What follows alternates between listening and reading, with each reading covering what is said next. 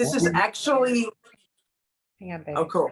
Okay, got it. And this is actually my, the shower enclosure. So don't tell anybody. Well, But isn't that a good background? So I go to different places, but I figured today I just felt like being back in here. that is awesome. Now, Sue Ann, can you hear us? Yeah. Okay, perfect. Good. Just wanted to make sure. I'm just trying to get my, Yeah, those old shower enclosures, that's like from the 50s. yes. Yeah, my husband actually did it. It's a huge, it's a really nice big shower, and then you feel like you're at a hotel or something. So it's like one of the best parts of the house. Well, Sue Ann, welcome to Miracle Monday. And I just did a very casual little introduction of you. I know that no real introductions necessary, but I did introduce you as I would consider you a pure non-dual teacher of God. Ooh, that's very good. Yes. Very like uncompromising. Yes. I know that when I first read Gary Renard's Disappearance of the Universe, like I so identified because that's exactly where I wanted to be. You know, we're always teaching ourselves what we want to learn. And so people are teaching themselves all sorts of things they want to learn. But for myself, like I said, I just really wanted the bottom line to feel better. I didn't even really want to go to heaven or know anything of that. I just wanted to feel better. That was it. And at that time, we didn't actually know we end up with a little ego backlash. No, I know it. I even had one last night, which is interesting. Yeah, always. Yes. My teaching, 2 hours of teaching here as I'm learning, laying there in bed, not sleeping. So it's interesting. Yes. Wonderful. Well, you don't have to explain it to us or Kathy. Right. I know, right? Right. Oh, goodness. So tell me if you want me to start in, or do you all say anything else? And I could stay even for a little bit after. I am playing hooky from work. They think I'm running errands or having lunch. Well, you are running an errand, a very important one at that. Right. And you know, like what they don't know doesn't hurt them, right? No, I have a very flexible work, and you can really see how that it has enabled me to be able to do the, I guess you call it the internal work that I do. You know, even though it looks external, it looks like I'm talking here, it looks like there's a me and there's a y'all and there's just one of us, right? But it looks like there's all these separate things, and it looks like I'm typing, you know, in Facebook pages and all this kind of thing. But, you know, of course, none of that's really happening, but it's all in the mind. But this quietness and this ability with my job, my day-to-day job. Oh, hold on one second here. Someone was trying to call me, and I might have to sometimes bleep these off. I'm trying to figure out how to do it.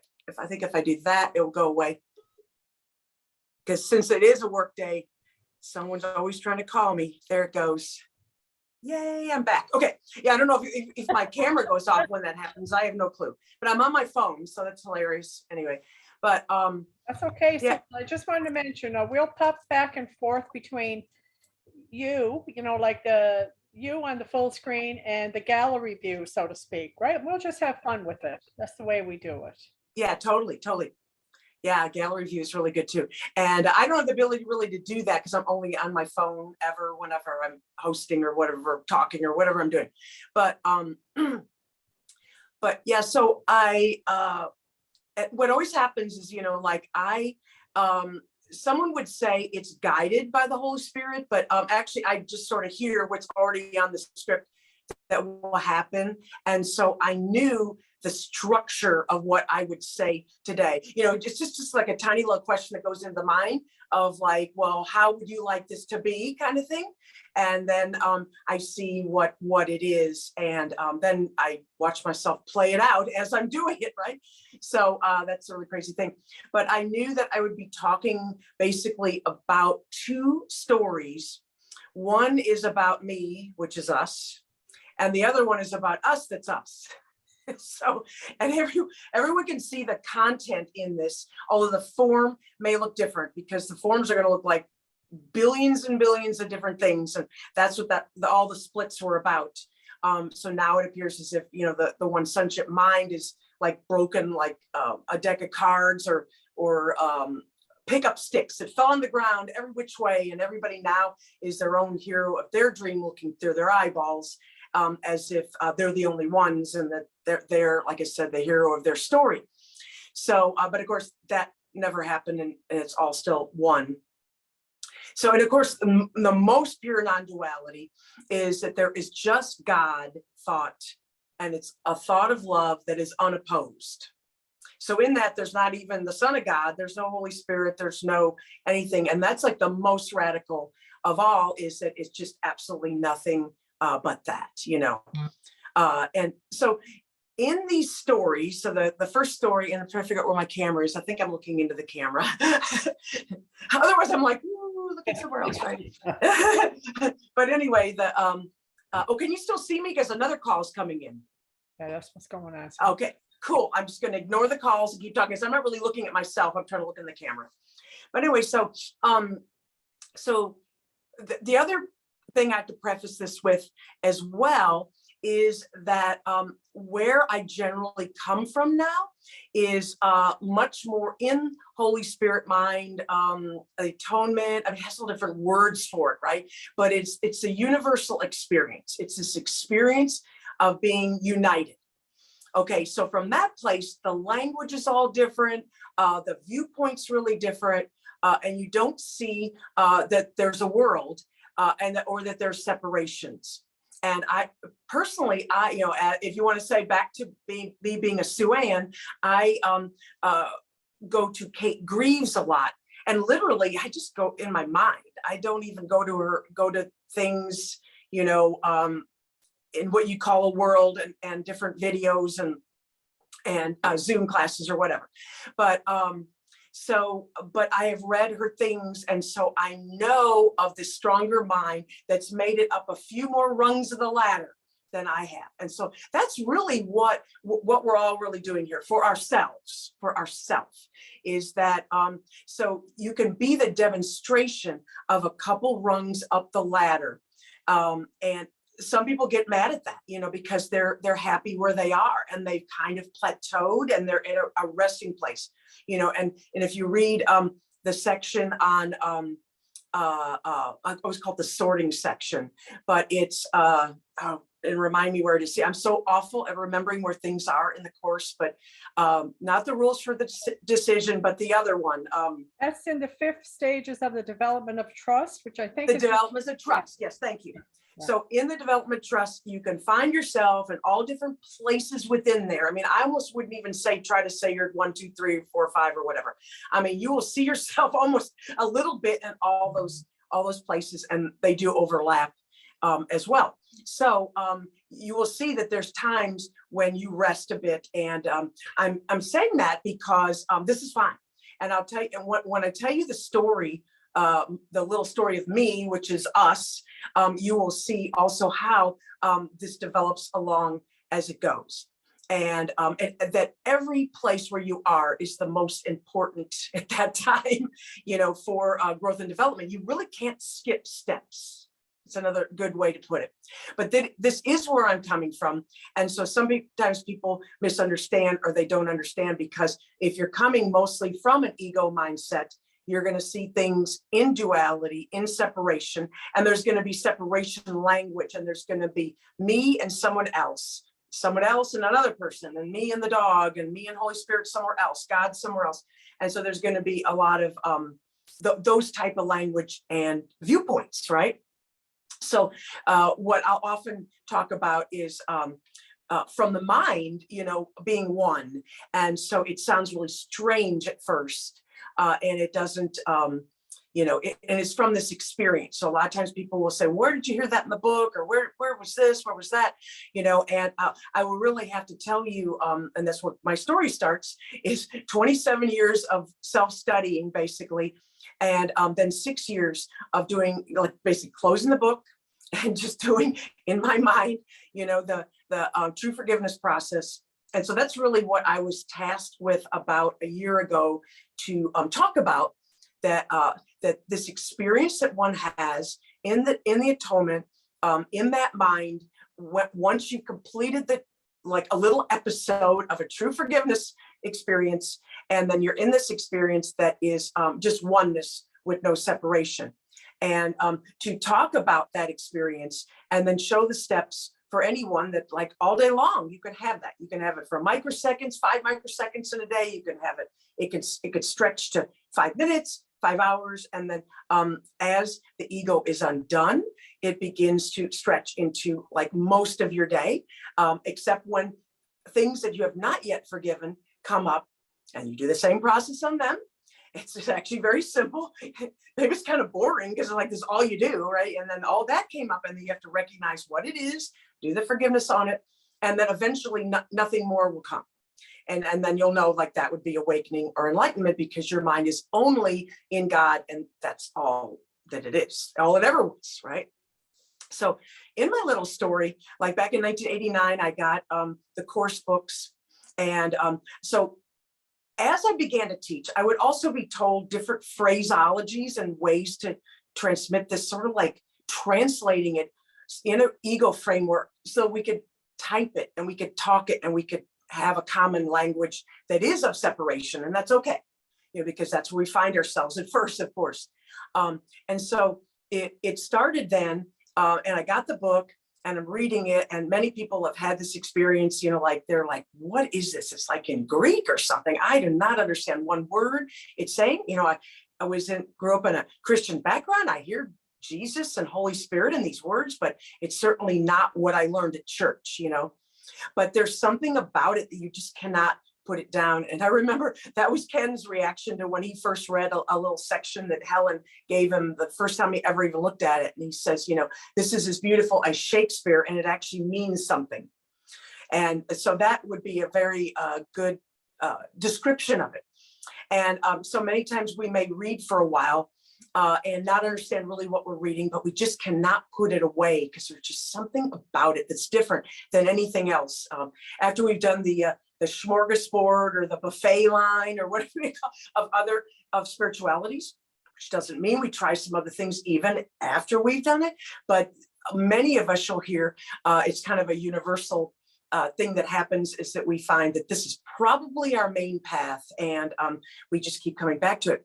Now, I was told to call that like phase 1. Now, this is not in the course, but when you just talk to different people, you will find that most people have like a little phase 1. Mine was 15 years, but that was mainly because, 89 to 04, there wasn't the internet, there wasn't even faxes or emails. And you had to like either have a living room meeting or like, I didn't even know Ken existed. It was crazy. Right. So I didn't, and I was kind of shying away from that. I just read the book, and I tried to do the workbook lessons, and never got past 100 during those years of the workbook. I did 30 one time, and then a few years later. And this would be definitely a pick up, put down, a pick up, put down. And it was not a constant diligence whatsoever. And so some people find their tool first, disappearance of the universe, and they will find that first, and they will have this tool that will help explain what the metaphysical principles are talking about. So they might have that first, and then go the other way around. But anyway, so phase 1 might be just 5 minutes for you until today you find a YouTube video or something, and you begin to understand. And so phase 2 is where we find a tool, and there's teachers, there's YouTube videos. Oh my gosh, there's Experience the Universe is a great book. Alex Marchand did a great one. The Universe is a Dream, I think it's called. So many things out there. In fact, now you're almost too many things coming, too many Zooms, a lot of stuff to sort through, right? And when I got it, it was in 2004. It was about a yearish or so after he had published Disappearance of the Universe. And that was now a linear way for me to see the course. And so then I did what I call phase 2, or was told what is phase 2, which is, and I was given this line to say, which is, it's finally understanding the metaphysical principles of the course and aligning your beliefs with it. So the aligning of beliefs. So beliefs are changeable, so they're not really of God. And so, we can believe there's no God, and that doesn't mean it makes God any different. We can believe anything we want, actually, within a story. So, but it is aligning our beliefs and getting like, yeah, maybe that is true. And maybe this, once you understand what the principles are saying, and you kind of align yourself with it. So, and that can be a very long period. That can even be a lifetime for some people, and that's fine. But it is very, very important to, because I found out that there's like 3 main lines that are in the book that I was just like, it just would come to me one day. I mean, I wasn't even trying to say, how am I going to teach this? Or what am I going to say? Just boop, it would be like in my mind.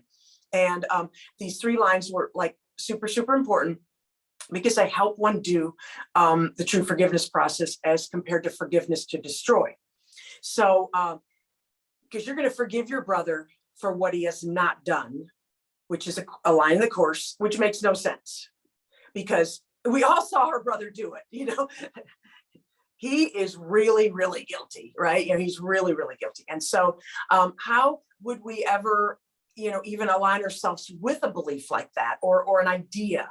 And then I was told that it comes down to, it starts with ideas leave not their source.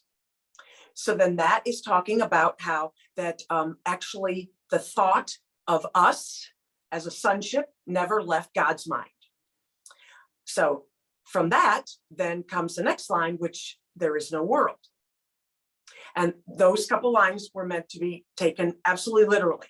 There's a lot of the book which is metaphorical, that are beautiful lines, and they help to like lead us in this beautifulness, especially during phase 2, when we're aligning our beliefs and we're just trying to have some affirmations and just something to feel a little bit better along the way. And so it's very super important times as well. It always reminds me of that line. It's not the idols that we want, but let's see, I got it here somewhere. It's not the idols that we want. And I'm always so bad. I got the whole book like so tabbed. It's almost like ridiculous, right? So now there's too many tabs. And that, here it is. Okay. So it's never the idol that you want, but what you think it offers you, you want indeed and have the right to ask for. And that's one of the only lines in the book that does talk about that we have always really wanted the right thing. And so like the kind of the title of this whole thing is A Secret Dream. So that's what I'll get into here in just a little while, but I'm giving you all this prep stuff beforehand. But basically, we've always wanted heaven. We've wanted it here in our way, in a kingdom that we made, and that's just the error. So that, and it's not like, it's not a sin. It's not something to be down on yourself by. It's something that we're all doing, there's no one here that had escaped that. And I think that's also cute too, when if someone believes that you, either a course student, that you call them thinking with the ego, they're like so miffed and so upset. It's like, come on, that's how we've all arrived. If we didn't believe that, we wouldn't be here at all. So this is now our actual time of taking that belief, and that's what I'm gonna tell a little bit about how to do that true forgiveness process, because that's the belief you're going to use. You don't use heaven to get to heaven. You use the belief that you were thinking the opposite of it, because you have to choose against it. The proper denial, which is the denial of truth. So you're now going to go, and that's the mind change, which is the miracle. So that kind of clears up what these different ideas mean. What is the miracle? What is atonement, and what is forgiveness? So anyway, so you've got ideas leave not their source. So this idea that God had, or God creates, and it just extending an idea of love, then is what would be us, like the sun radiates its rays, a river flows. I mean, it's part and parcel. Cause and effect cannot be removed from each other, because without the light rays, there is no such thing as a sun, and you can't have rays without the source. So and that shows that a world actually had never occurred, because nothing leaves the mind and goes out and does its own thing that's separate from the mind. So then the third thing, which was really super important, was like, what the heck are we seeing then? Like my glass bricks here seem really solid and hard, wearing a blouse, blah, blah, blah, all this stuff, seem like I have skin and a body, well, we're seeing a written script. So it says the script is written. And so that is another bone of contention that a lot of students, they don't like the idea of that, but mainly it's because it gets rid of free will. So that's kind of like a big issue. We want to be our own author. We want to be making the decisions here. And that is what that is all about. So my little story went through that. And then probably about in 2016, I started doing the true forgiveness process, which I didn't even know what it was, or even that I would be calling it that, or other people called that. I was just in absolute desperate need to like move my mind from what I'd been thinking to something else, like anything else. I mean, I was willing to stand in the front yard on my head, leaned up against a tree. If I could do that for 12 hours, whatever it took. In other words, I was at the end of my rope, and that's where I was, and I was literally pulling my hair out. So I just began to experiment with this. And I had been hearing that, forgiveness is what you're supposed to do. And I was like, okay. And the funny thing is, in the 27 years before that, I never even really heard the word forgiveness in the book, even though it says it 371 times, and that just shows the resistance and the stages that we go through. And this is all completely fine. The Holy Spirit has always been leading us since the beginning of time to lead us to awakening before there was a course, anything, right? So the course is a tool. So that, it's another good thing to put in its place as well. So the work is done in our mind really after we close the book. So now, after I've been doing this for like 6 years, I look back at the book and realize that the entire book was talking about this experience of being in the atonement. And you really cannot get to it without doing the forgiveness process, no matter how many mantras one says or says a line of the course over and over. And I tell you, I've done it too. And I still sometimes do it. We'll say, I'm not a body, I am free, for I'm still as God created me, or whatever I'm needing to say. I'm never upset for the reason I think, I can see peace instead of this. I will say those things sometimes in a desperation moment.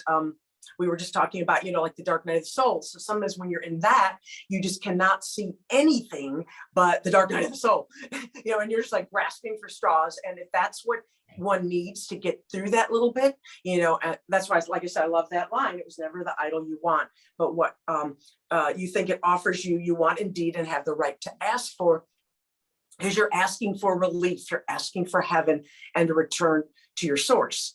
And so whatever way you've got to do it.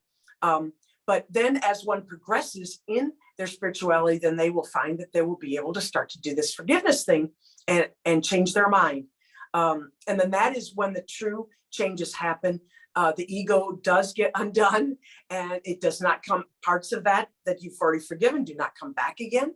The only ones that come are the ones you have not yet forgiven.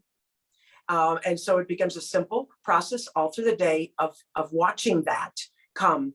And so one thing I would say with those 3 lines is people will often ask, well, how can the script be written?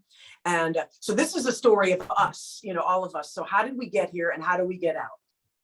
So how we got here was, it was as if a small, tiny part of God decided it would go off and like have its own adventure, its own misfortune, whatever it was going to do, some kind of like separation, go check that out. Not think the thought with God, be something bigger than allness. I mean, I don't know what the heck we thought we were doing, right? It's silly, to think of it now. And so at first we did laugh at it because it's impossible. Perfect love something can't split off from it. Perfect is perfect. It would cease to be its own, definition. So, but then in the thought of it, it says, that tiny mad idea, we remembered not to laugh. I always said we forgot not to laugh, but we remembered not to laugh, which means, of course, at first we must have laughed. And then all of a sudden we decided, no, we're going to do this, and we're going to believe it's true. And we're going to check this out, and the minute, once the mind does that, and it's just a belief in it happening, because it can't really happen. But once the mind believes something, it is so strong, it makes complete worlds. And so in order to have a place to like do this thing in, and also offset our guilt from this feeling that we now just killed God, because a wall comes down and you cannot remember what you were before. So that's part of the rules of it. So whatever thought system, and there's only these two, that, you know, God, which you were already in, and now this new thing you're trying to think, you know, there's only those two. And they're 100% unto themselves. They don't cross, they don't mix. You don't make like ego better. You don't find the glass half full, half empty, whatever. It is 100% murder of God. That's what it is. So it has to be that, because you cannot leave your father's house and set up an exact same house right next door, because then you haven't done anything different. So if you can do something different, it has to be completely opposite and cannot really have any of the auspices, or whatever you want to call it, of the look of what you've been before. So then a wall comes down in your mind. And this is the beginning of these dreams, you know, the secret dreams that are built into the ego thought system that allows for it to be believed. And so, of course, we're doing it unto ourselves, and then we forgot that we're doing it unto ourselves.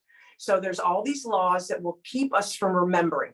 So when you first come to the course, you're like, I don't know what they're talking about. You know, script is written, you know, changing my mind, you know, everything here looks really real to me, you know, and I got a meniscal tear and I got to go get a surgery, and that is really real, you know. And so that's where we begin.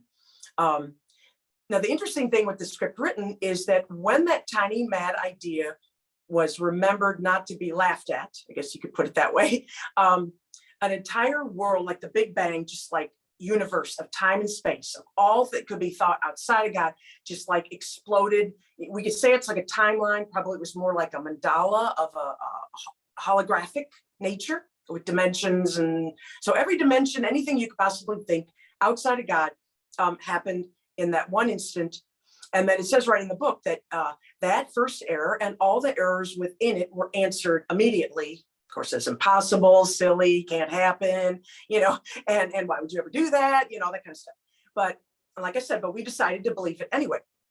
So since it all was answered, now the book says that we are merely at the end reviewing with our mind that which has already gone by as if for the first time.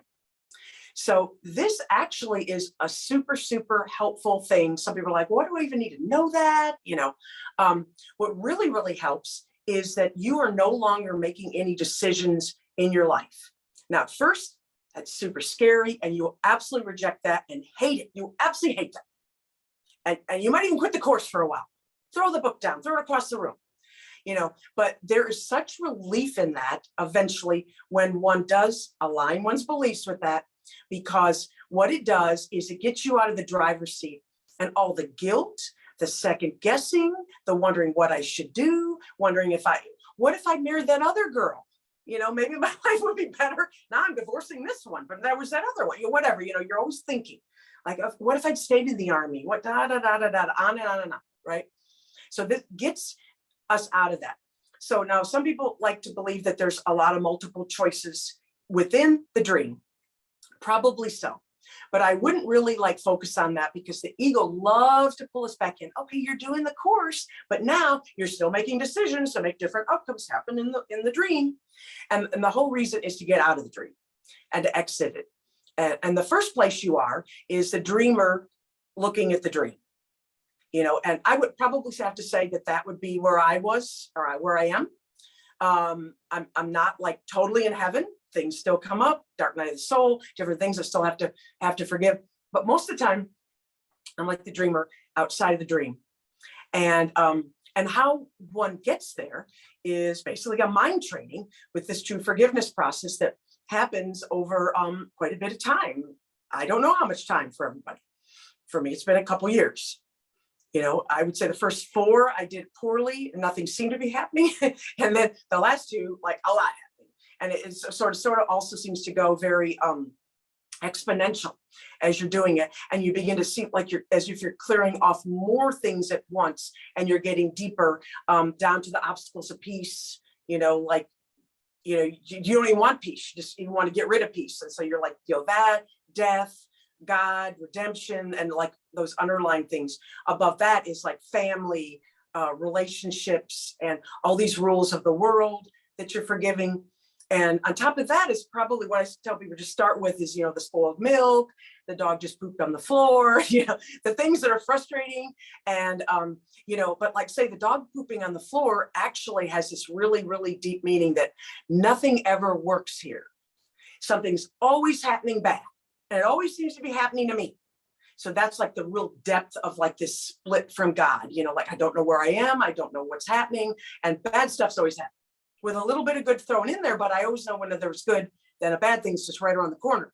It's a sure thing, right? So in doing this process, which is actually very simple. So like I say, I start with, and Gary Renard's book talks about this in Disappearance of the Universe, about, whatever's right in your face. You don't have to search far. Our mind from the ego framework is continuously in upset.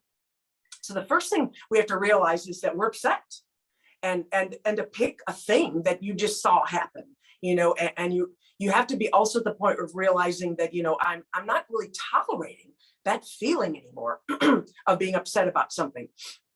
So you take that one thing, whatever that is, and the way I used to explain it, and I don't quite exactly do it this way anymore, but it is a very good way, is this is sort of it's spread out, like instead of it happening in an instant, this is sort of like how it gets spread out in steps. Is I would take that thing that I now realize that I was upset about, because before I just thought that, being depressed and everything being gray, well, that was normal. We're all feeling that. So that's just normal. Nothing you can do about it. That's what I used to think, right? Like, no. Anyway, so you take the one thing that you now realize you're upset about. And of course, I'm never upset for the reason I think, right?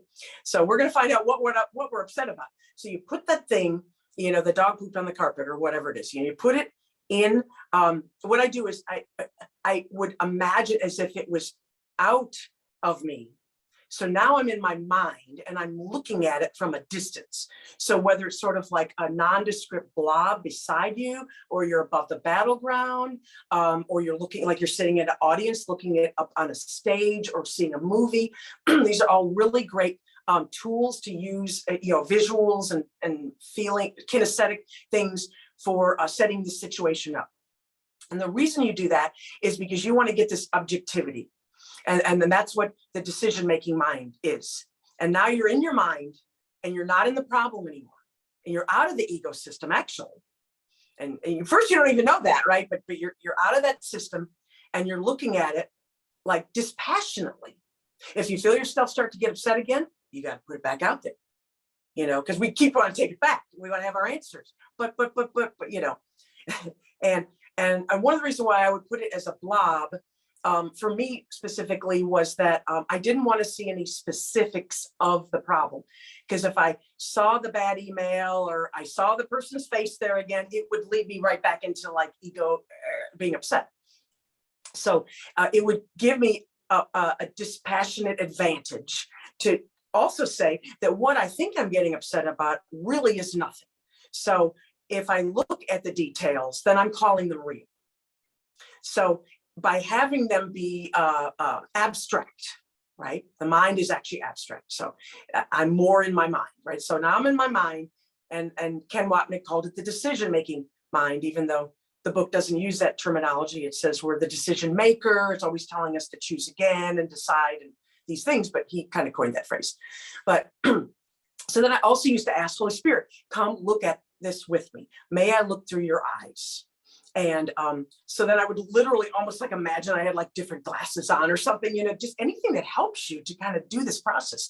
And then I began to realize, well, once I'm in the decision-making mind, Holy Spirit already seems to be there. Like, wait a minute. And then you begin to realize, wait a minute, heck, shoot, Holy Spirit is me. And then you look back at the what it says in the book about Holy Spirit, being the corrective principle, the part of our mind that never forgot God. And then you begin to realize it's like this umbilical cord and memory that you can never lose of what you are. So then it's another way to put it, maybe would be the highest part of yourself that never forgot God, that now you put up like a gazillion barriers on purpose to not see. So anyway, so you find yourself and you don't even use the Holy Spirit word. You can use highest self. You could use Allah, Buddha, Jesus. Doesn't matter. It's the concept. It's the underlying content of it, not so much a form word. So now you're in this like space, you want to call it, like, and you're almost like floating, and it's just a white blankness, and there's just a feeling of wholeness and love, and again, hard to describe. It's something that one has to experience and do. And in there, you're kind of like looking around, like, where was my problem? What was it? I mean, you can't remember. You don't remember any problems, or there's no problems there, and there's all answers, but they're not specific. And so the line I would say that would maybe describe it, if you were to put it back down into an ego framework would be something like, dear, you are always still safe at home in the heart of God, never having left, and you're now just dreaming of exile. So that is basically like the wording to a feeling of an answer of being in unity of everything and wholeness. So then you find all your brothers are there. They're not specific, but everything and everyone is there. Not before. Before they're all separate, and it's, it's dog eat dog. And so now you've actually changed your mind, and you've allowed it to happen because you also surrendered, which is really big in the rules for decision area, that section of the book. That talks about, maybe I can at least admit I don't like the way I feel now. It's like the beginning of this process. So, and because you're basically not going to think, and you're not going to even be you anymore. And so you suddenly find yourself not being the you that you always thought you were. And you have to get used to that. And most of us jump out after like 1 second, and because it's weird, it's strange. And how am I going to walk around the house? If I open my eyes now, I'm going to bump into coffee tables, and I'm going to crash my car. And so then there's a learning, how does one walk around as that, like the top paragraph of workbook one, page one, workbook lesson 155, or you could even say it's like, the healed mind, that's on workbook lesson 135 at the second page on the bottom down there. Healed mind does not plan. So now you're suddenly just not planning, and you're always knowing and hearing what to do. And that's because it's already happened. So what is the only decision that we're making is this forgiveness process. It is, who are we looking at it with? And this is your access point of how to change who you're looking at it with. Because almost always 100% of the time, without any help, you're going to be looking at with ego. And ego is really super clever because it will also make you think that you are doing it. And that, now we're going to save the world, and we're going to save all the people that we see. And, that I'm on here teaching because I'm teaching a bunch of people, and I'm going to convince people, and they're all going to do just like me, and they're all going to be me, and all that, right? So it's a really easy, big trap to fall into, right? So when I did first start talking, and just 1 second here, I'll get into the secret dream part that is really, really cool. But, and it's really simple because it's going to be like one sentence. So it's like, that's why I have to say all this other stuff. I had to fill the time, right? But let's see, what was I going to say? Oh shoot, no, I forgot. I was laughing about that. But oh my God, yeah, it's so crazy. But yeah, so I forgot, completely forgot. Remind me what I was saying. Oh my God. Can't remember either. I know, right? It's just like this flow. You're gonna very shortly get into the secret dream. Yeah, very shortly. Like now, right? Yeah. Oh You were God. saying the healed mind does not plan, it just listens. Yeah. And the That's ego right. is a planner. That's right. Yeah. And so, okay. And so this is like super important also to realize that, okay, when we hear and read these beautiful things in the book, we cannot like make ourselves get there. Okay, I'm going to quit planning now, or I'm going to be vigilant now, and for only God and his kingdom. And, really, really beautiful lines, but they're literally not known and experienced until one does this process that I just told you. So one cannot be what they thought they had been as an ego and experience and be those lines from the book. So once you do that, then it all is it. You are the healed mind. You are the happy dreamer. you're looking at a happy world or happy learner, I think they call it. I like to call it the happy dreamer for some reason. But yeah, and so then one just walks the world like they're watching a movie, and the movie is very, very important. So some people think that we deny the world then. Oh, you're just denying the world, you know. Well, you're actually still using the world as your classroom. It is the most important thing. So it's completely the opposite of denying the world, because you're not like a front seat row of watching this amusing thing going down while your mind is resting at God until it doesn't.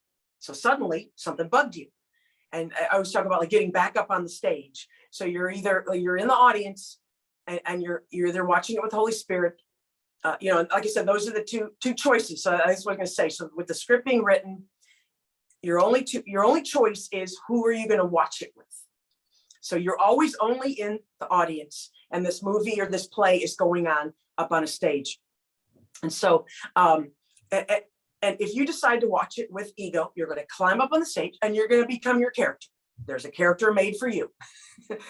Everybody's got their character, you know, and then they're going to be holding up a book like this, you know, and the script is written, but they're reading their lines and they're really getting into it. And they're counting on that other guy standing there that's yelling back at them to read their lines and really take it seriously too.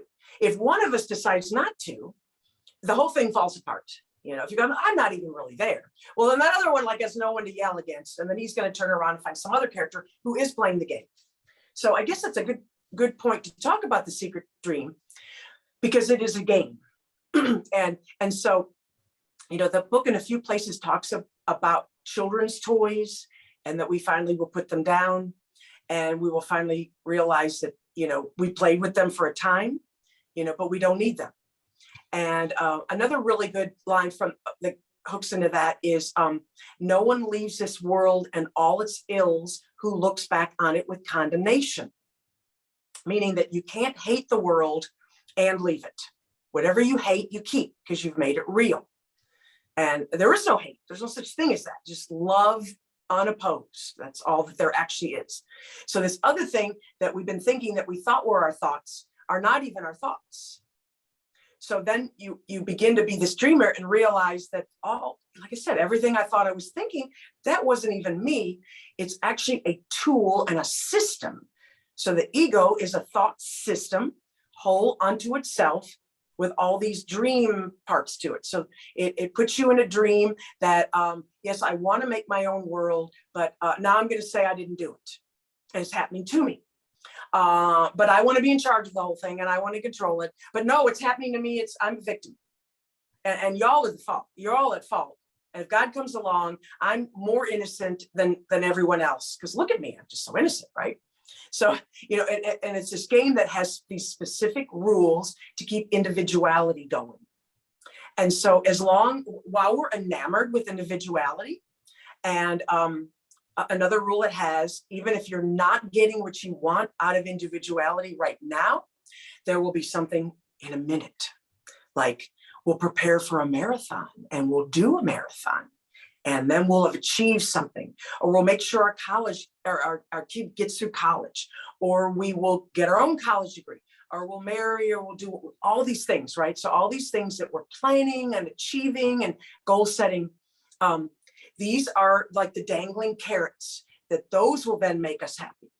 And of course, we all know that when we get there to the thing, we bought the fancy car we always wanted, that now, all right, so I'm sitting in the fancy car. What's next? You know, so it's never enough. And because obviously nothing can substitute for heaven. And that's what we're yearning for. Like that line I said, you know, that's not the idols that we want. So this game that we've been playing, it's sort of like sitting down to a game of Monopoly, and everyone agrees that like, okay, you pass go, you get $200, you know, you roll this dice. You don't have like one guy say, oh, when I pass go, I get 400. None of y'all, just me. No, you all agree to the same rules, you know, and no one even thinks to get up from the table and like look back at the table like, what are we even playing the game for? We never really, there's always just one winner, you know, and there's always like 4 losers at least, right? So in this game that we're playing, we will play it and play it and play it until we've almost tried everything. And then that's when it begins to dawn on us. Like, so there's a dream, there starts to become like little cracks in it. Or like maybe the little curtains pull back a tiny bit, like maybe something's wrong with this, because this world never seems to work and I never get what I want exactly. And nothing ever seems to work out. So this thought that it will, maybe there's something suspect with this whole system. And so that begins the opening of the dream. And so one will find that in this process, you don't even have to think about that now. It will come to you as you're doing the forgiveness process. So we go in atonement for just like 1 second, even your life will never be the same again. And I know we've all done it at least once, or even when you saw a beautiful movie or music and you're just timeless and spaceless for just a little while. Well, that's what it is. It's just, we usually like bounce out of it. Oh no, we got to go accomplish something. Oh my gosh, we were away from the house and we didn't take care of the dog and we got to get back there. And yes, there's always this anxiousness, right? So in the game, like I said, we'll keep playing it until finally it begins to seem as if like everything's the same. And of course, that is what that line means, that we all say, well, we're going to do that at the new year, and our next year, make it different by making it all the same. And that's actually what that means. But you can't really just go like, I'm just going to make it all the same and look around. I mean, it comes from this knowingness that is only like across the bridge. Someone showed me that beautiful line. Across the bridge, things are so different. And that is very true. So yeah. So as a dreamer, you come to know all these things. Okay. Then the last really, really cool thing, and it came to me quite a while ago, 15 years ago, but I was not really ready for it. And I was having this chronic pain problem, and I had it for 10 years. And I really only had relief from the pain while I was asleep. But I still work and do things, and we were actually on our way to Disney World. And I always laugh and tell people that like even your worst day at Disney World is your best day in the Eagle Land, right? But anyway, so we're pulling up to this gorgeous hotel, with one of those buses with the big windows, and you could see it. I think we must have been at the front seats or something. And we're seeing our hotel, and we go kind of around the corner and like, woo, it's just right there. It's like, something out of like literally like a beautiful dream that you just imagine for yourself or whatever. And suddenly, out of nowhere, I just had the thought that the pain I have, that I made it and I wanted it. And it was like a flash of like light of a firecracker going off on my mind. Nothing I could really use or do with that at that time. But so now what it means, and it expands into like everything, is that the game that we made, then that's why we still do it. The book talks about that we get everything we wish for, we get everything we want. So even like yesterday on a Zoom that I do on Saturday, I guess 2 days ago on Saturday morning, someone was mentioning that like their hip was really hurting and there was no part of their being that they felt had wanted that pain, and it was a beautiful day outside and they wanted to be out biking and hiking and doing things, right? And but the crazy thing is that we all had wanted that. And so then that hip pain, whether it's a hip pain or it's anxiety, or it's just anger at your boss, or you're feeling like you don't have the right career, on and on, anything. These are the tools that we use, these child's toys, right, that we're using to maintain our individuality. So like, who would we be without our problems? So we have to wake up and have problems. I don't know if anybody's ever woken up and like, wait a minute, like I'm sort of just floating. I better have a problem really quick before my feet even hit the floor. I have to define myself and my world with problems, and they give me a definition as a specific individual. And so that is actually what they are, and that we want them. So, and until you realize that you've wanted it, then only really then can you choose against it.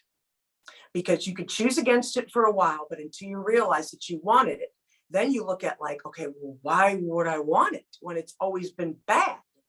And then you realize that you were trying to bring heaven here And then you have this huge compassion, even like for yourself and for everyone, and what they're trying to do. They're trying to bring heaven here. I mean, that is like a monumental task that is absolutely impossible. And yet we try it for eons. So we've been really diligent for that, right? So we're not stupid. We're not, idiots. We were doing it on purpose. We were just using the wrong thing. It was just an error.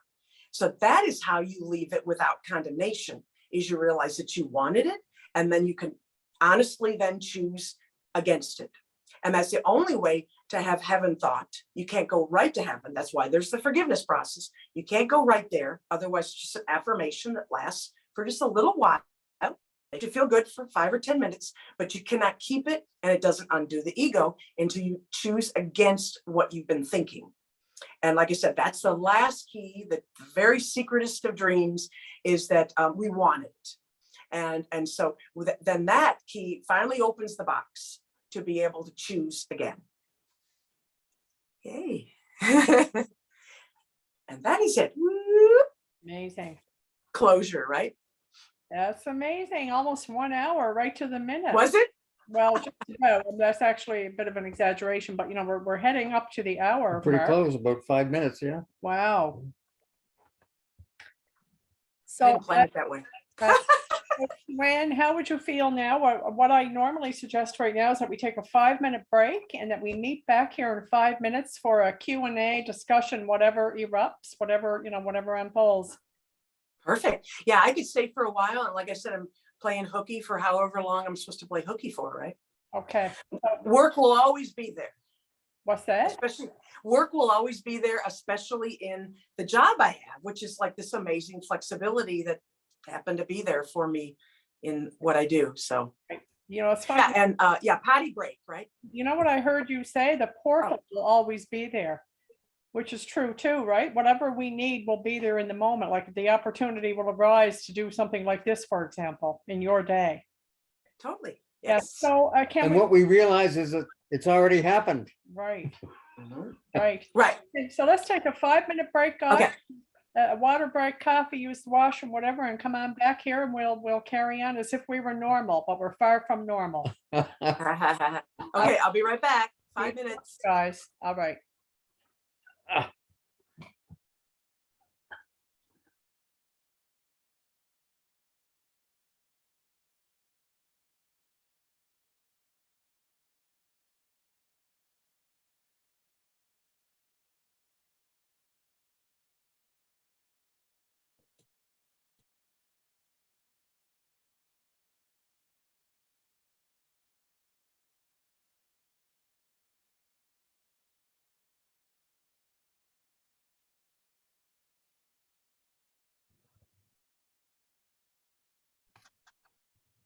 Okay, welcome back, everybody. This is part 2 of Miracle Monday with Sue Ann. So we're going to invite everyone now, if it's okay with Sue Ann. If does anybody have any questions, anything in particular that you'd like to address or ask or offer up, now is the time. You can just put your hand up electronically. Or if you can't manage to do that, just put it up physically and hopefully I'll see you, or just send me a little chat message. Okay, so Missy Lee has a question. So Missy Lee, you can go ahead and unmute yourself. Sorry, I didn't mean to raise my hand, but I will make a comment. What I love that Sue says the most is when we don't make plans and we just sit in the driver's seat. I mean, get out of the driver's seat and let the Holy Spirit, just listen to the Holy Spirit. That's my favorite thing. That's all. Yeah, and what I always say about that is that it's the most effective. Obviously, like you just said, so we get out of the driver's seat, and so there's not an us, not an individual.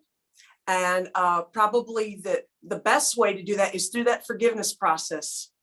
So that's why I do that all through the day, to stay in that mindset. Because if I just try to say, okay, I'm listening now, then it's like I am listening, you see. So what I want to be in atonement, which is at one-ment, you are that. Does that, you see the difference? It'll be more effective for sure, as we learn to hear, as they say in Rules for Decision. Yeah, thank you. Sue Ann, would you like to just articulate your forgiveness process that you do like throughout your day? Yeah.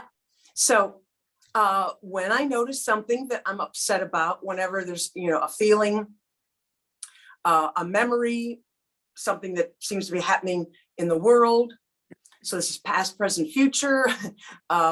And because all of it are thoughts that are on our mind, because ideas have not left their source, but now they're appearing sometimes as these symbols in the world that are look like people, look like dogs, look like bosses, look like people on TV, politicians. Okay, so anything that bothers you and you notice like an uptick in an upset, then that would be step one. You have to just notice it. And it kind of like takes you out of that for a moment. And so then the next step would be to get into your decision-making mind, however you want to do that. If you want to like see the situation like you and that other person yelling, but now you're like way above it, you're kind of like looking down at it, or you put it in a blob, a nondescript blob out beside you, or you think you're sitting in a stage. I mean, people can even think of other ways if they want. But so you're actually going to be looking and not ignoring the situation that you just identified as a problem, but you're not going to be bringing your answers to it, and you're not going to be trying to analyze it. So that's another good reason for the dispassionate looking, and have it be abstract, and you're watching it like you're looking at it from afar, and you're not involved in it anymore. So right there, you're not even taking it as, at least not as serious as you had even. And like I said, then you'll find that Holy Spirit is already there with you. But you can make step 3, you ask Holy Spirit, please be with me while we look at this together. And then, there could be kind of like a step 4. See, some of these can be combined a little bit, but if you want to really tease it out, you could say, okay, Holy Spirit, may I look through your eyes? And then I added in, may I be you? May I think with you? May I just be you? And what I've been writing lately is that Holy Spirit gladly lets you be him any day of the year, because you already are him. You already are that. And so it is basically where all of these, what you thought was real and you were taking really seriously, those barriers drop, like they say in the book, to the presence of love, which is what we always are. So we're that 24/7. It's just this game we played, we put up a whole bunch of barriers to being aware of that. That's why it's a journey without a distance. It's just becoming aware of something that you already are. It's like you've been wearing a costume, you take it off. Oh, wow, I'm this person, oh, that's what I am, but you've been playing another role or something. Another good way to kind of think of it. Yes, I just want to thank you for that. And I wanted to share a little experience before we go to Tina, who has her hand raised. I experienced a very practical forgiveness process Friday afternoon that I'm going to share right now, because it'll probably take like the theory of what Sue Ann is just speaking about and put it into a little more practical, in the world, in my life terms. Over the last 4 or 5 weeks, I developed a condition with my shoulder. So I've been experiencing a lot of pain and lack of mobility in my right shoulder, which has affected my job. And, it's just really been bothering me. Now I'm kind of working with it and just noticing it. And over the last month, I'm just decided to use it for the purpose of forgiveness. So that was established very firmly in my mind.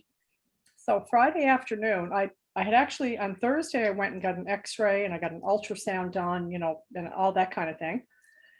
And After me prompting her to do it. Lloyd because I was sort of waiting, I wanted to just let it sort of run through its course. I didn't want to go and have to go to the doctor and get into that kind of a groove until I absolutely had to. So after doing that, I came home and I was a little bit anxious about getting the results and finding out what it was. And I talked to Sue Ann about it. I reached out to her just to have a mighty companion to express it with. So ultimately, Sue Ann pointed out what you just pointed out about going through the forgiveness process. So I sat back on the couch and I noticed my upset and I joined with the Holy Spirit. And I know I just went into this abstract love. And I just felt myself, I didn't have any need for any results. I didn't care about hearing from a doctor or not hearing from a doctor. And it wasn't like a rational thing. It was just an experiential, dispassionate state. I just pulled back and went into the Holy Spirit mind and went into a state of pure peace for about an hour. And then, of course, this beautiful channel came through from the angels, and it's on my page if anyone wants to see it. But so that was my experience with the forgiveness process on Friday afternoon. And I've actually experienced, I still haven't heard back from the doctor, but I've experienced a very slight healing in my shoulder since. Not that that matters, because that's not what forgiveness is about. Forgiveness is for the mind and health, inner peace. So yeah, that's my experience. And the main thing, it didn't prevent her from cooking. I was concerned about. Oh Right. my goodness. Oh my God. So yeah. We have to really keep a sense of humor Right. through all of this. Sometimes we take our spirituality too serious. I sometimes, do little things on the Facebook page that push buttons, because I sometimes want to see, where everybody's at. And I did one this morning. It's got a few little comments. It was about a book that I'm writing. You can see it on. Yeah. Anyway, that came to me while I was in the shower this morning. And believe it or not, I'm going to tell you right now, Jesus has an amazing sense of humor. Because this idea came to me this morning in the shower, and Jesus, go ahead, I dare you. and okay, I'm doing it.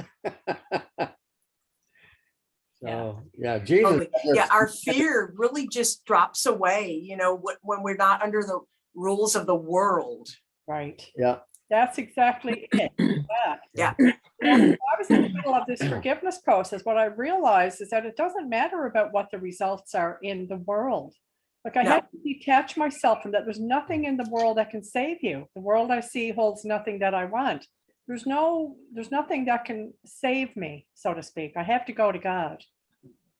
There's a line in the course that I just love, and it's about give up all your thoughts of good or bad. None of them are true. And you were home. That's a powerful statement. Yeah. Yep. How can there be anything good or bad in a dream? It's impossible. Yeah. I had shared on the Zoom the other morning about how that I was doing this forgiveness on a business that I used to do, and what the business. So once I was been out of the business, all I could remember was the good things, and I kept being drawn to that, as if that was going to be heaven on earth. And I just couldn't figure out why was I keep getting drawn to restart this thing. And then I'd reach out to someone and then I'd be told, no, you're not supposed to do that. It wasn't supposed to really be in the physical right that way.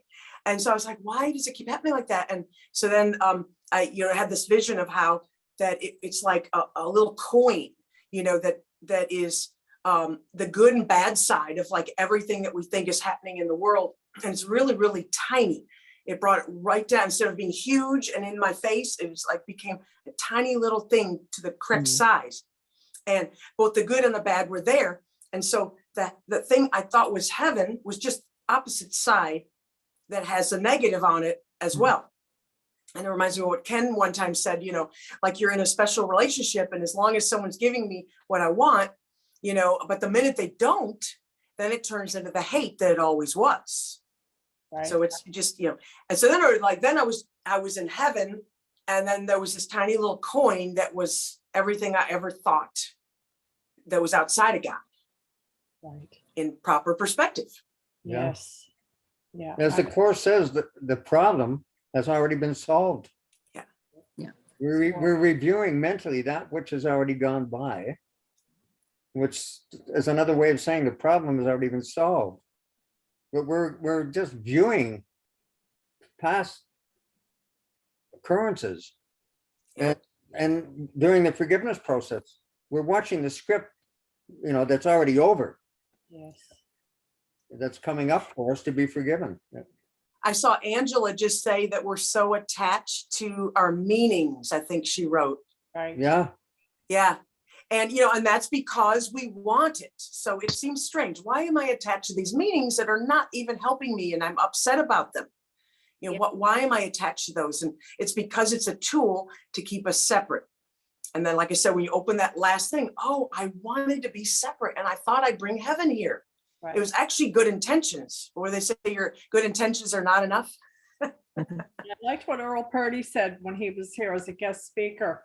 What you see in the world, let's say, or what you look at on the news or whatever is happening in your life, look at it as neutral. Yeah. The meaning that you give it, that matters. lesson Yeah. number one, Yeah. lesson number one, Yes. nothing I see means anything. If we just got that lesson, we wouldn't need it. But again, I found that I cannot have that knowing until I've done that forgiveness process. I could tell myself all day long, see it neutral, see it neutral. Yeah. I will not see it neutral. It's meaningless, like to the ego, like the Course says that, right? That's meaningless to a mind that believes it's real. So you have to change your mind first. And then all those lines are just, oh, but yeah, of course, world's neutral. They Of have, course, I gave it all the meaning it was, it's just obvious then. yes, and I remember You saying don't even have to try. that your letting go is not something that you do. It's something that happens as a result of doing the true forgiveness work. That's right. One thing Keith Kavanaugh said a couple of weeks ago when he was on about, when you're listening to the Holy Spirit, you automatically know what to do. Yeah. You don't have to ask, Right. because the Holy Spirit will never tell you what to do. Right. No. It can't. But what it does is, and this is just a memory of your true self, it flows through you when you remember. It just automatically happens. It's not something you have to do, because it says, I need do nothing. Except again, it's really important to remember that we can't just be as an ego go, oh, I'm just going to listen to Holy Spirit all day long. I'm doing it. You have to basically not be you can't be yourself and listen to Holy Spirit. You can't hear anything. Exactly. Yeah.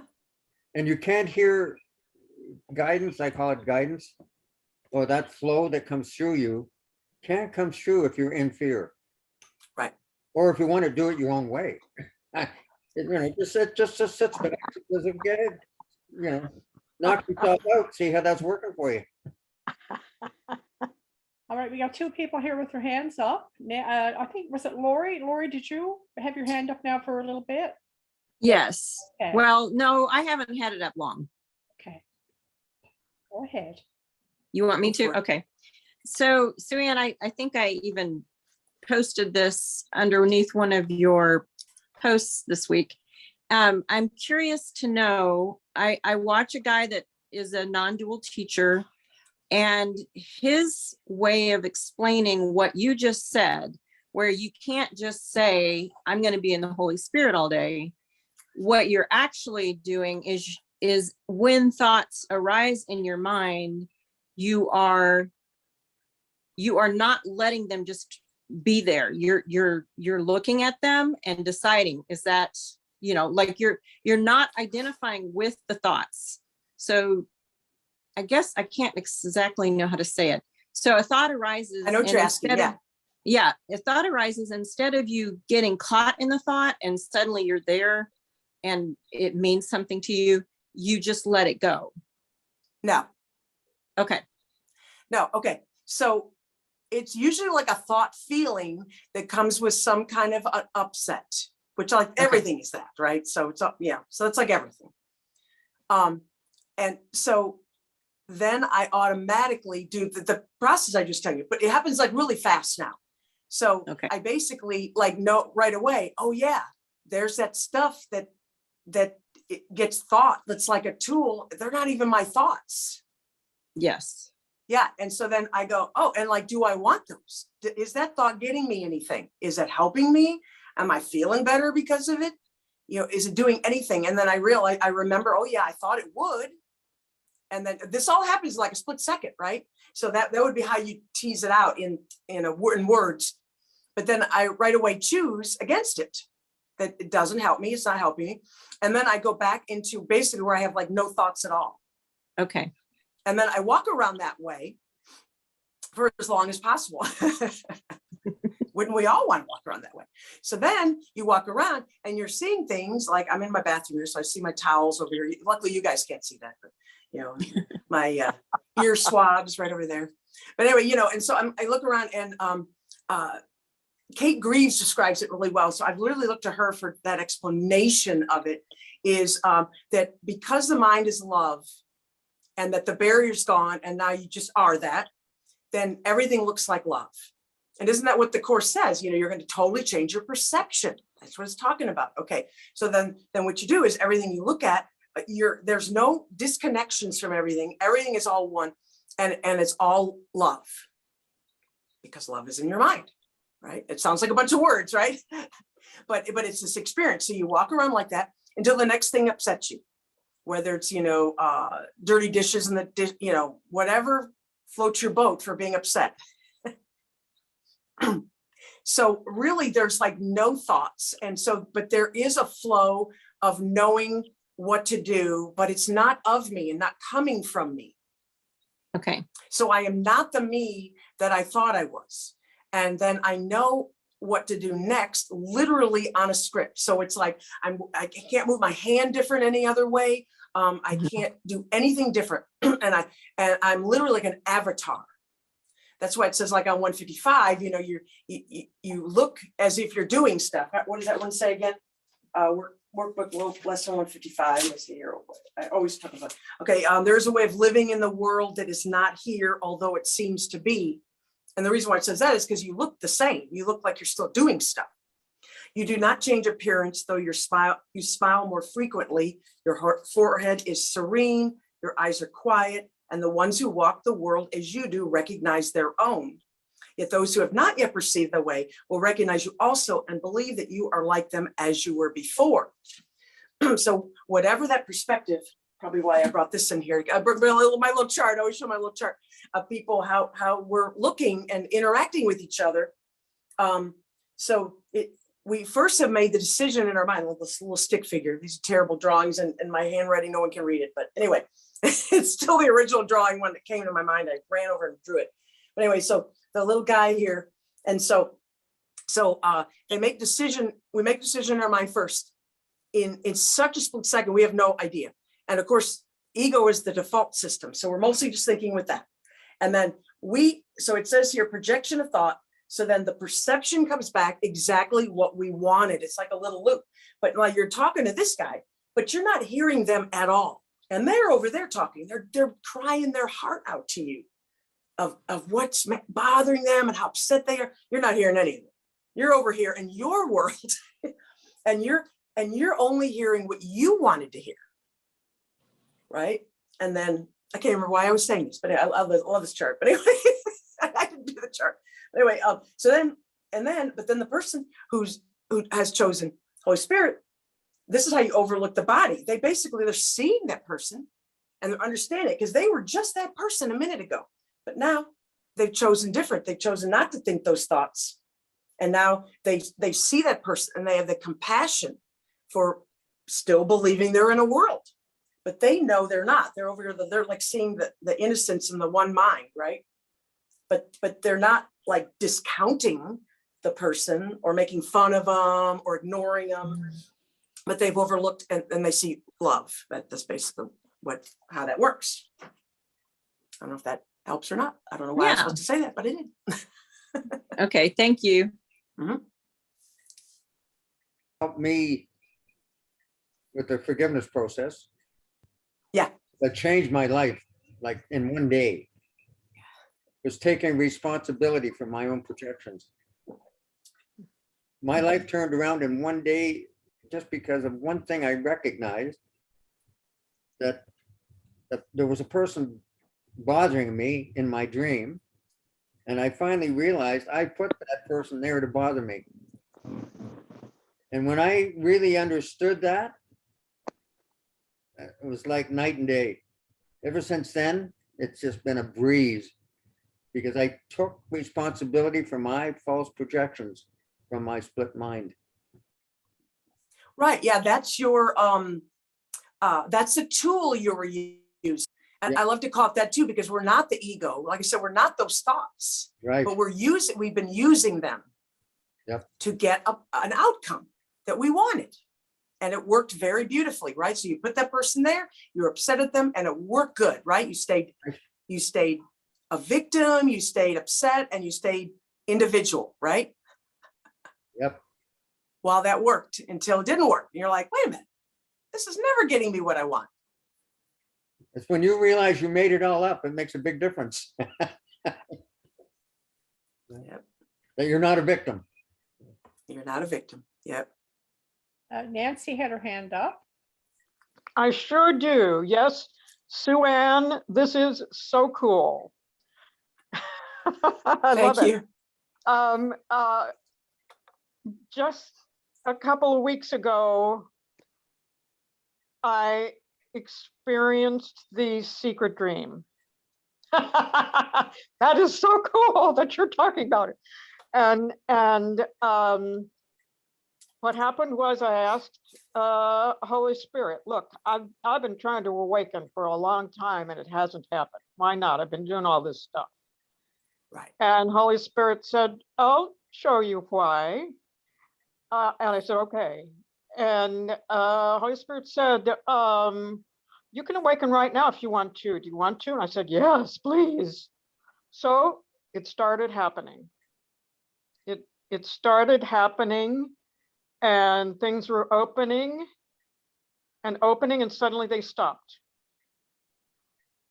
And that was it. And the Holy Spirit said, okay, what happened? And I said, I don't know what happened. And the Holy Spirit said, you stopped it. You stopped it. And what a shocker. What a shocker. Yeah. And shortly after that, Cave Villars, however you say it, and the Joining in Light people were on this show. And I mean, that they're trying to help people let go of those desires. They're trying to help people let go of wanting to be the victim, wanting to, be mad and stay that way, or whatever you want to call it. Right. So, and see, I've been too busy to be with them. Well, I think I'm going to stop that. And yeah, start letting go of those desires. The main thing that comes to my mind is I rule my mind with which I alone must rule. Right? So you've made the whole thing and you could choose against it or for it anytime you want. Yes. You really don't need anybody. You just need in your mind. That's it. But when things help that are like, different groups and different people, they're symbols in your mind, again, not actually happening out there, but they can be very good tools to use along the path. That's for sure. Yeah, because the course even says in the section on healing that special agents into our life and then the different will play a part, but it's because we've made a decision deep in the mind. That's right. But we don't really need those special agents, but we use them because it softens the blow a little bit and it helps. We really have to come to a great understanding that we actually have the mind of God. Right. And we've miscreated with it, but it has the power of God behind it. Yeah.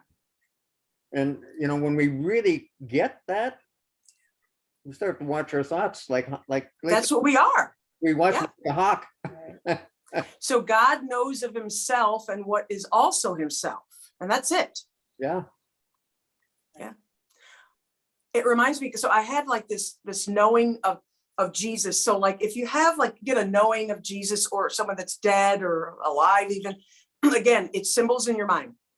So he showed me how that in the biblical stories, like all the different gospels where he was doing healings, that he never did it for the person.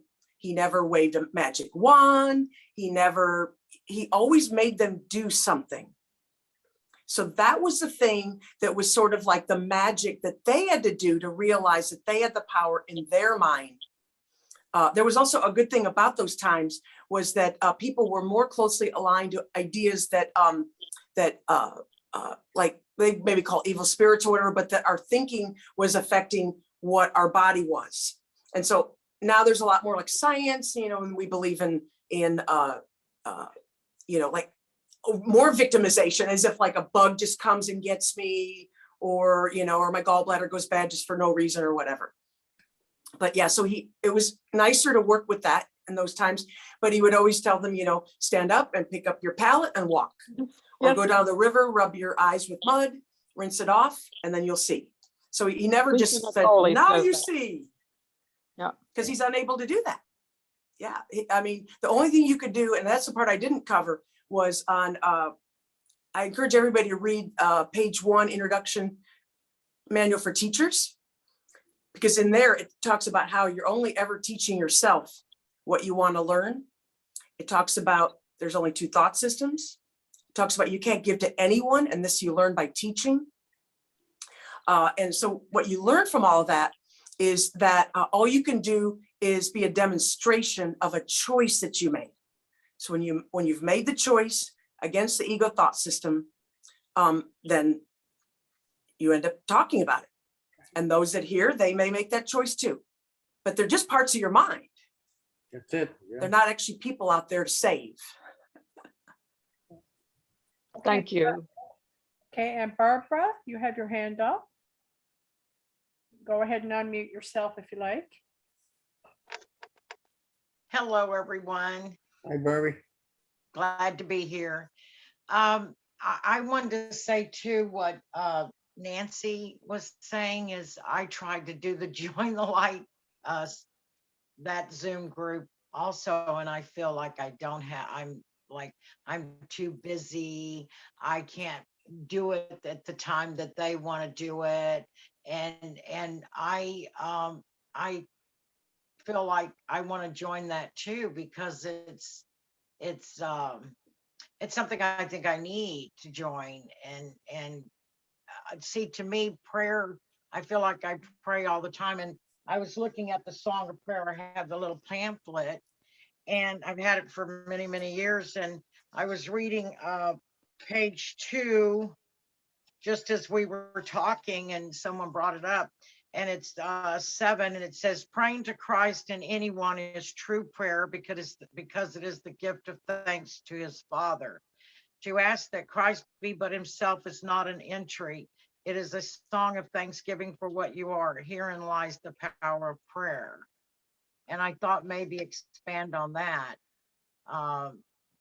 you know, just because. The first thing I would say is that if you find yourself thinking that you wanted to go to a group and you're not, that's your next forgiveness. So you go to Holy Spirit and you say, I'm wanting to go to this and I think it'll be good for me, but what is it that's stopping me? What are these thoughts? I'm tired of these thoughts. Yes. And then don't think, have your mind be really, really blank and just look, wait, listen, and judge not. The judging not is the not thinking. So you're judging not, you're not thinking, and then you'll hear the answer to whatever you're supposed to know about that. And it won't be about going to a group or not. Right. It's like, I think I make excuses like I'm doing dinner. I can't figure out the time frame.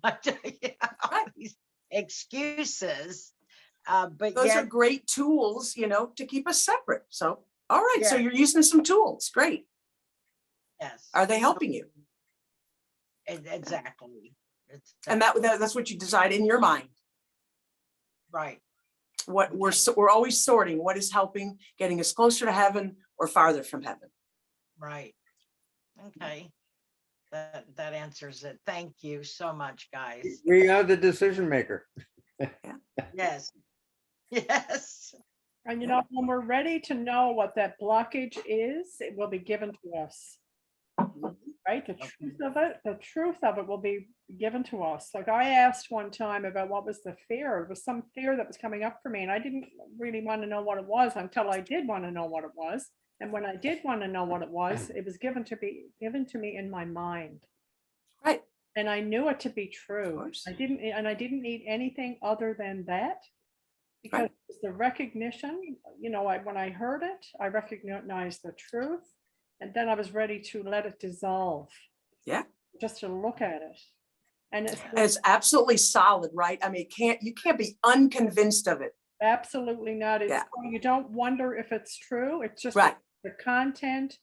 There's love in it. There's truth. It's like there's so much relief and release in it. You don't Yeah. question it for 1 second. That's why I often talk about that teeter-totter. So as we're doing this, at first we don't get any answers. We don't seem to.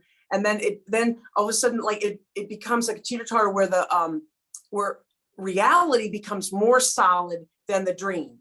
But of course, the other way, at first, it's like the dream is really, really solid and I'm not hearing anything. Right. One thing I've noticed, and this has really come to be a daily experience for me now, is that I almost get to see every day some future event that's going to happen. Yeah. Because I'm tapped into that script now Mhm. completely.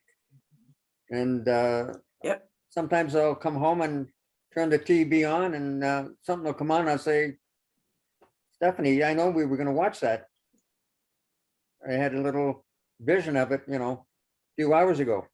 And that happens Yeah. almost a daily basis now. It's really good. It's really Yeah, great. I usually wake up and then I kind of know what sort of the grid of the day is. Like if there's a calendar or something. Yeah. Yeah, And then I just watch it unfold. And so that's when the resistance is gone. So Right. you just flow through it. It's like flowing down a river. that's it. Yeah, And Yeah. that's, you see that through the forgiven mind. Yeah. Right. You see the script, you know, premonitions or whatever the case might be. and the Yeah. more that you quit making this world real, Mhm. connecting Yeah. with spirit, those are the kind of things that happen. Because Yes. you're getting in touch with your true reality. And I would ask, why am I being shown these things? You know, and it's like a future memory. And then I was told it was, so I didn't resist.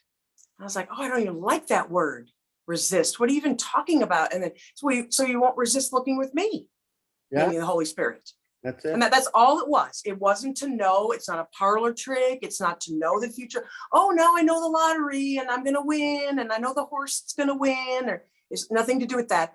It's just so that and sometimes bad things happen because that's what duality is. It's like a roller coaster. So we've known about bad things. My husband and I could not avoid it one iota, whether there were physical illnesses or just sometimes trips we thought we would take at a certain time and they weren't to be at that time. And because it wasn't already there. So we would just flow with it. And then, but otherwise, you know, you find yourself taking it very seriously. Why can't I take it when I want to? Right. You know, why does he have to go away and be ill over there and I'm over here? Yeah. And it just reinforces in your mind what the course is teaching that you are reviewing mentally. Right. This world was over long ago. And that's what those lessons are. Just Jesus just saying, it's not the future you're seeing, it's the past. We only see the past. And Yeah. choose once again who you're going to watch it with. Yes, Who are you going to be? that's it. Big- What thoughts? Yeah. Yeah. Now, did Yeah. Tina, I don't know if you've already asked a question. So I'm just going to, there you go. Hi, guys. No, I just kept raising it and lowering it. Good to see everybody. Awesome that you have Sue Ann on today. Love Sue Ann. Love you guys too. And nice to see everyone. Just wanted to put out there that Sue Ann really recently, I mean, she's been really helping with the whole forgiveness process and undoing the ego, which I am still working on. But I really recently added the part of looking with the Holy Spirit means asking the question, why? Why did I choose this? Whatever it is that's making me upset. And I wasn't doing that part before. So it's making a big leaps and bounds with progress, asking the question why, and then also realizing that I'm actually not responsible for changing how I feel about being upset. So I can be upset, ask the question, you know, I don't have to change how I feel about it. That's Holy Spirit's part. And it always happens when I ask why am I choosing this? And then I get quiet and then the peace comes. But Right. I'm not responsible to Right. make myself feel peaceful, because making Right. myself do anything is part of the ego.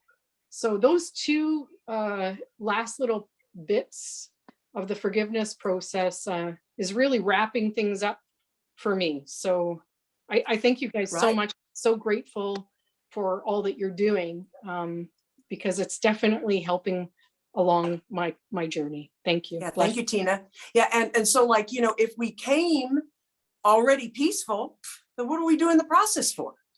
We're going to it because we're not peaceful. That's why we're going there. But often as course students, oh my gosh, I can't think with the ego. Oh my gosh, someone said I'm thinking with the ego. Did the ego raise its ugly head? The ego's always, it's 100% always raising its ego. Yeah, that's all it's doing. You know, for most of the time we've been thinking that. So it's funny that we join it and we think that. And so when you see that on Facebook pages too, you're going to see griping and groaning and, you know, all kinds of stuff, right? Yeah. I've learned so much by being on there. That was part of my learning for sure. Absolutely. Yeah, What am I seeing there? What am I seeing there? Yeah. right. Right. The whole purpose of the course is one word, peace, Yes. Yeah. because that's the condition of heaven. Right. And that's what it's bringing your mind back to peace. And another really important factor, and I keep chewing on this, but it's something you really have to get. The course is always talking to your mind, Yes. always, without exception. It seems like it's talking to you as a body sometimes, but it's not. No, it's written on two levels, but you got to be really careful. It's always addressing the mind that's projecting. And that makes a huge difference in how you understand the course. Right. See, and that's why I say, Lloyd, that like it's such a different thing. Like, so once you've had the experiences of atonement and, you know, they're getting longer and you're getting more like familiar with that and being that again, then you look back at the book and everything was always about that because it is addressed to the mind and now you're in the mind. Yeah. Right. You Gets got better, it. it gets better and Beautiful. better. Yeah. Yeah. That brings up another question, if you don't mind, that I ask. Is it okay? Go ahead. Cool. So we all know the ego thought system. It sounds like my voice. It sounds like a Tina voice in my head, right? It doesn't sound like Sue Ann voice or a Lloyd voice stuff. Like it's my actual, the sound that I'm making as a Tina, which is an ego. What, like the Holy Spirit voice doesn't sound like that, quite like that to me. It sounds a little bit not specific, doesn't sound like my voice as much. Do you know what I mean? Or does this make any Yeah. sense? So it almost has to be translated down, you know, so it could be like heard as a voice. But, you know, so the feeling is just absolute inclusiveness of love. You know, Steph was just talking a minute ago, like she did that meditation process and for like an hour, she was just like in that. It's Yeah. wordless, it's soundless, you know, but in order to have something like to sort of work within words or to talk to another person about, yeah, it does almost like translate down into words for you. And the way it was described to me one time is that in peace, there is an incredible sense of arrangement and perfection. Yeah. And that's an experience, you know, that's not Yeah. just words, it's such an experience. And the course says the ego always speaks first and loudest. Right. And that's important too. Yeah, because you have to make room for the whole. Yeah, and I really learned how it's such a bully, Yeah. you know, and what its final message is, I want to kill you and I want to kill you. That's Right. It's kind of it. like the bottom. But on top of that, it's going to tell you you're lazy, you're no good. Oh, especially if you start doing the course, you know, and you don't plan, you're going to be a loser. You're going to lose everything. And it will tell you all these type of things. You will begin to recognize it as it's talking in those terms. Yes, And it may even be a family member telling you those things. right. Yeah. Yeah, because the ego. Yeah. And you'll begin to recognize those, and then you begin to see it's just always is the same message, just always a bully. You're like, okay, well, thank you very much. No, thank you. Right. And that's why it says the ego can get very vicious, even verbally, it can get vicious with you. And then it works other ways sometimes too. But it's something that we all have to go through. Yes. You know, it's something that we can't pass by. That's another Part of the- program. That's another program, but it's just, we do hear these things and they can be very disconcerting. Yeah, everything must be looked at, including like pain, death, all that's everything.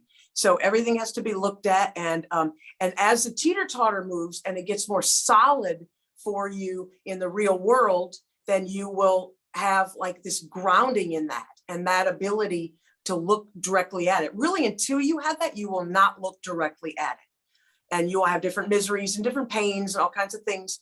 And then as that strengthens, you could look right at the pain, and sometimes it just won't even be there anymore. But it's not to do with what, like Steph was saying earlier, where we're trying to change the world and get rid of a pain. It may go. So for me, usually it's just like I'm just not even attached to it. I don't really have any like reference to it. It's not me. So I like may notice it, but it just, you know, and the body may actually do things on a script that looks like I'm fixing it or doing something with it, but it really just has very little to do with me. Just a very strange experience. Yes. Okay, George has a question. Oh, yeah. George? I just wanted to say thank you for this. It really helps to have a community of people that, you know, I go through my days now where I kind of have a little Lloyd and Stephanie and a little Sue Ann and some of the others, Eli, Sharon. I pretend you're around me during the day, and I just give you a look when someone who's not into the course, you know, I have to just like I have to let everything go with everybody. And anyway, I'm not trying to sound like I'm superior to non-course people, but it's just really nice to have this community and to have you all. And I have to go, and I just really enjoyed this. I'm learning a lot. Great Thank to you, have you. guys. Thank you, George, George. what, you're the icing on the cake of today. Yay. Thank you, guys. Love Bye, you. everybody. You're left leaving me in tears. Love you guys. Bye. Good, George. So beautiful. That is the nice thing about having a community. You don't need it, but it's just nice to have, Sure is. because we all support one another and we're all the same mind that's healing. Nobody's ahead or behind anybody. We're all equal. We're all equal sons of God, and in truth, there's only one son. So I would ask Holy Spirit about that. I'd be like, how come I see it as if people are in different places? And especially like you even say, like all the people that don't know the course or do any of that, or we see, you know, villains in the news and creating wars and all kinds of stuff.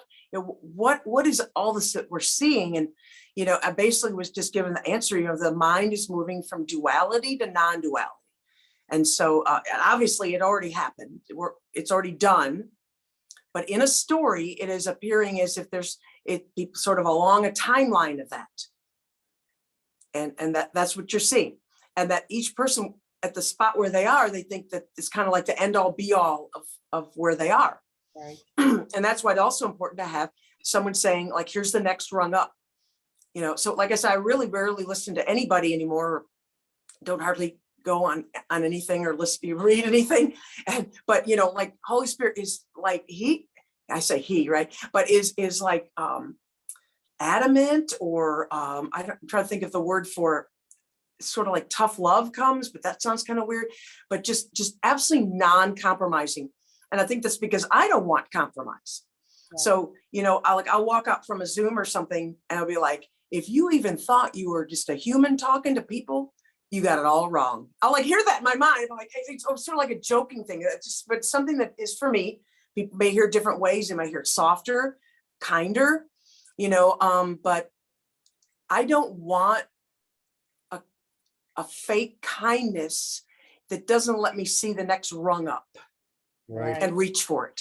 Right. You know, as we talk about the rungs, you know, of the ladder, and then finally you're up and off, right? Yeah. So if you hear somebody, and usually the first thing that will happen, you'll be like, I don't like what they say, you know, and you can have a very opposite reaction to it. And of course, that's the ego talking, but you know, you may not recognize it at first. You may just think, you know, I'm not liking what they say, you know, and you know, and it may have to come to you in a different symbol. And that's why all these different teachers and whatnot are important, you know, because the different voices that come forward in the way they do it, it hits certain people certain ways. And no one will have any one particular person. They might have a number of different ones. And we're all working together for the same Yeah. purpose. You know, there appears to be many teachers of God, but they all have one purpose. That's what I read yesterday in one of my sections.